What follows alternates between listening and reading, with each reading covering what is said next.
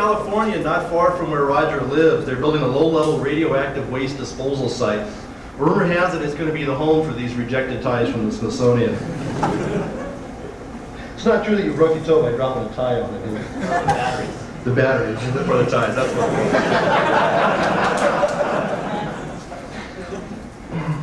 Those of you who have been around Roger for a long time have probably figured out that his vast and extensive tie collection was used as the prototype for HyperStudio's user interface.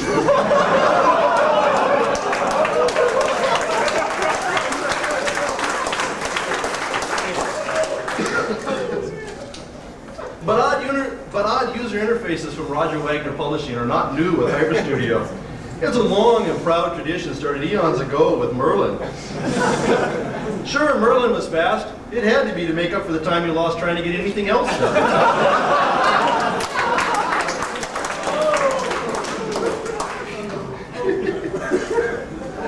Remember Roger's old Toolbox series? These were popular just about the time the GS was being introduced.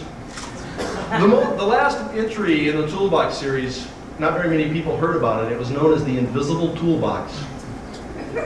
What a great product name! Well, I happen to have one copy of the Invisible Toolbox here with me. As a matter of fact, this is one, it's kind of the emperor's clothes of the Apple II community. Only real programmers can see it and use it.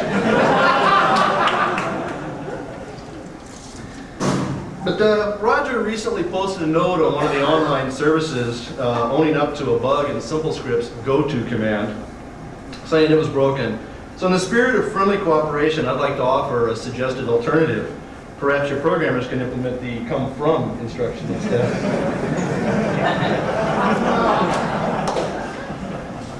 Speaking of HyperStudio problems, I recently called their support line, posing as a wide variety of customers, all with the same problem, and recorded their answers.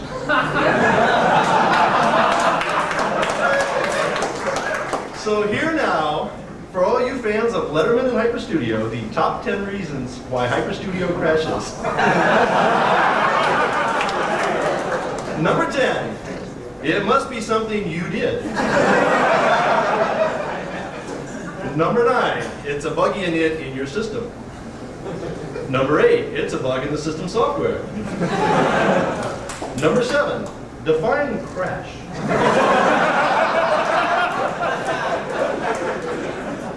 Number 6, we can't reproduce it. Number 5, next time export your scripts before trying that.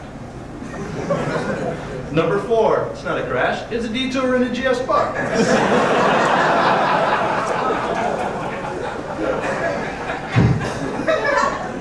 Number 3, real programmers don't use goto.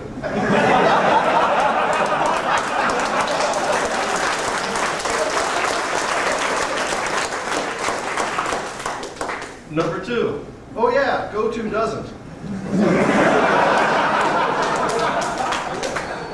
And the number 1 reason why HyperStudio crashes, we've got an upgrade coming out to fix that real soon.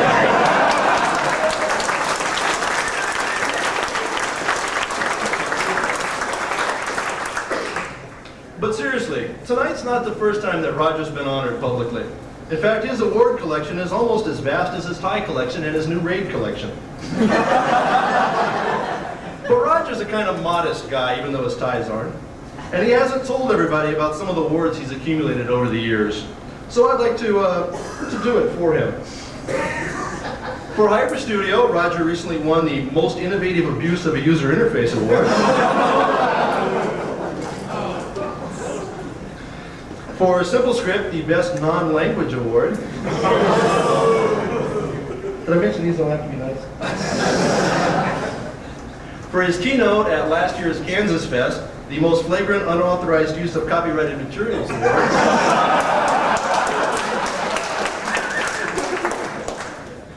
For Merlin, the So What If It's Awkward to Use, At Least It's Fast Award. And for his extensive tie collection, the Most Likely to Scare Animals and Small Children Award. But in all seriousness, if it weren't for Roger, this industry would have been a dull place. Roger, for all your contributions, past, present, and future, thank you.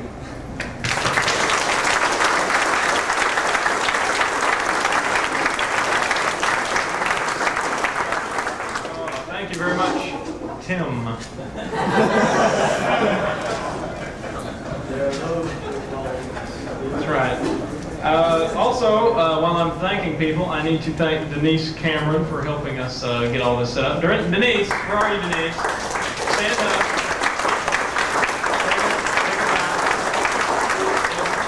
Is she here? Did she stand up? Is she so dedicated she's left? Where is she? Oh, there she is, right back there. Okay. Thanks again, Denise. Our next speaker, if I could get to, no, it didn't fall. If I could get serious for a moment. Why bother? It's Paul Stadd. All right.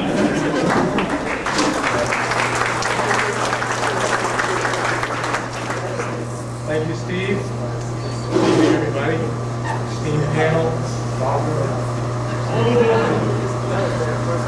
We've heard a lot about Roger tonight so far, about his ties and his extensive experience as a software developer. I first encountered Roger in a way that I'm sure a lot of you did, as a writer, an author. Roger is an author of some note. A lot of you probably saw this book somewhere along the line, published by somebody or something along the lines. When I first met Roger, I met him when I first started working for Insider.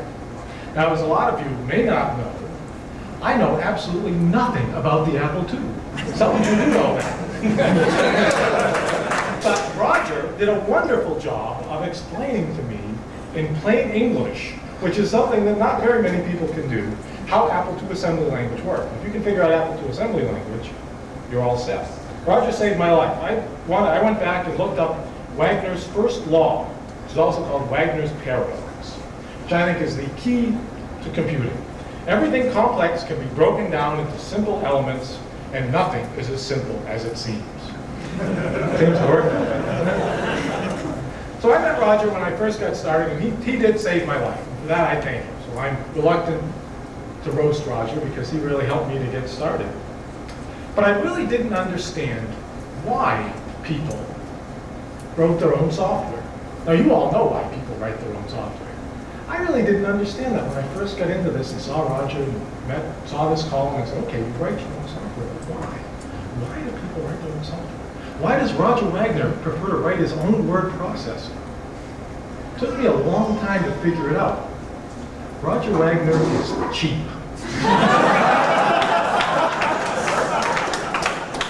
It took a long time, but I finally did figure it out. The signs have been building up over the years. The first thing that I noticed was that Roger started working as a magazine columnist, a relatively low form of life anyway, if a present company accepted, of course, magazine columnist, in order that he wouldn't have to buy an ad. Now, some people might call that clever marketing. Roger's done a lot of it over the years, but I just think it's cheap. What can I say? It was good.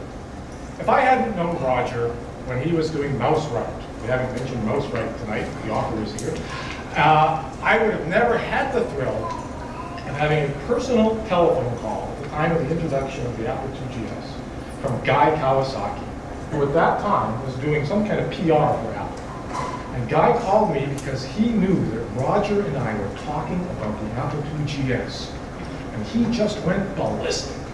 In fact, he was so mad, Guy was, that he told me, and I quote, "I'll fix it so you'll never be able to write about the Apple II GS again. I'll fix it so Roger Wagner Publishing will never be able to develop software for the Apple II GS ever."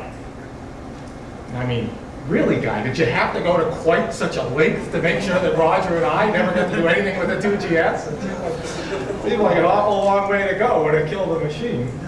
But he did keep me away. He did have a lot of help from John Scully.